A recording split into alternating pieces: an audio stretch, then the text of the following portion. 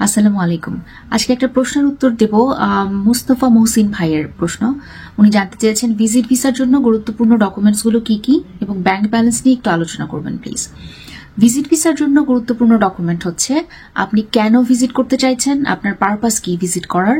যেমন আপনি কি বেড়াতে আসছেন ট্যুরিজম পারপাসে, লাইক দেখে বেড়ানো এবং ট্যুর করা, এটাই আপনার উদ্দেশ্য, নাকি আপনি কারোর সাথে দেখা করতে চাইছেন, আপনার ফ্রেন্ডস বা ফ্যামিলি তাদের সাথে মিট করা, দেখা করা, এটা আপনার পারপাস।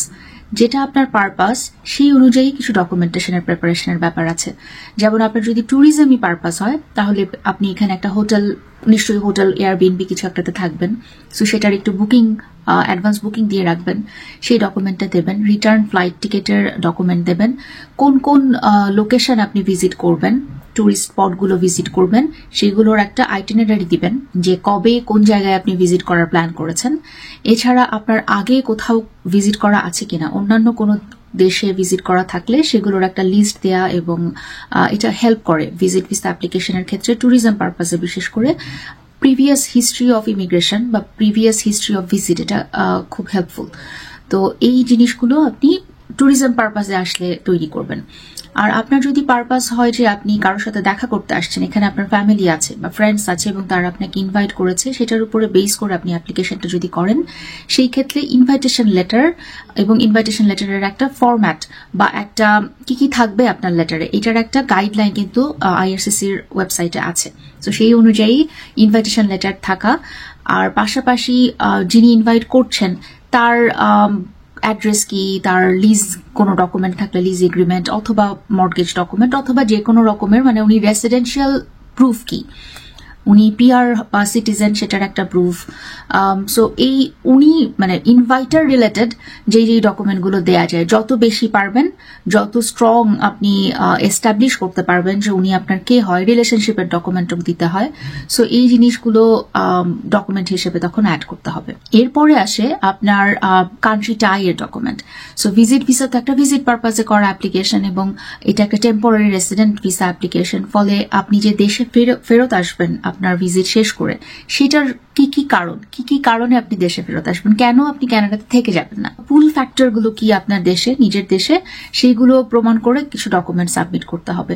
সাধারণত আমরা যে ডকুমেন্টগুলো সাবমিট করার চেষ্টা করি সেগুলো হচ্ছে আপনার প্রফেশনাল ডকুমেন্ট, যে আপনি একটা ছুটি পেয়েছেন আপনার অফিস থেকে, আপনি যদি কর্মজীবী হন, তো এই ছুটিটা শেষ হয়ে গেলে আপনি আবার ফেরত আসবেন, বিকজ আপনার চাকরি অব্যাহত আছে।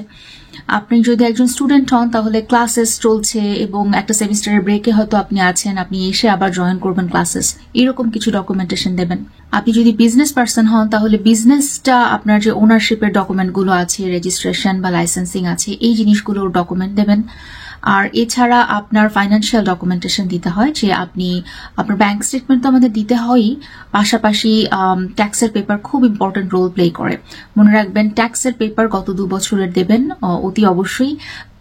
পারলে যদি সম্ভব হয় রিটার্নসটাও সাবমিট করবেন। রিটার্নস যেটা 8-10 পেজের একটা ফাইল থাকে, যেখানে আসলে ডিক্লেয়ার করা থাকে আপনার সোর্স অফ ইনকাম কি, আপনার প্রপার্টিজ আছে কিনা, এগুলো সবকিছু, লায়াবিলিটিস আছে কিনা, এগুলো উল্লেখ করা থাকে।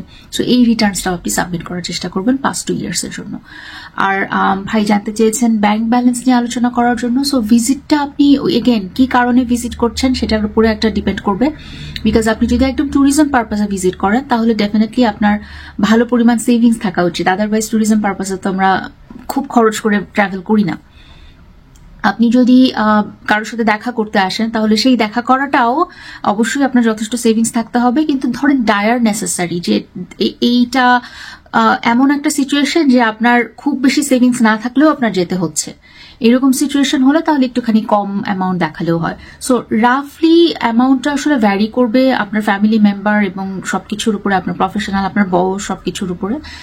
তারপরেও আমি যদি রাফ একটা এস্টিমেট দিই, প্রবাবলি সেটাই আপনি চাইছেন, এটা আপনি ধারণা করতে পারেন যে 40-50 লাখের মতন একটা অ্যামাউন্ট অ্যাটলিস্ট আপনার থাকা দরকার সেভড। এরকম হলে তাহলে একটা স্ট্রং অ্যাপ্লিকেশন তৈরি করা সম্ভব। আশা করি উত্তর পেয়েছেন। ভালো থাকবেন, অনেক অনেক শুভকামনা। আল্লাহ হাফেজ।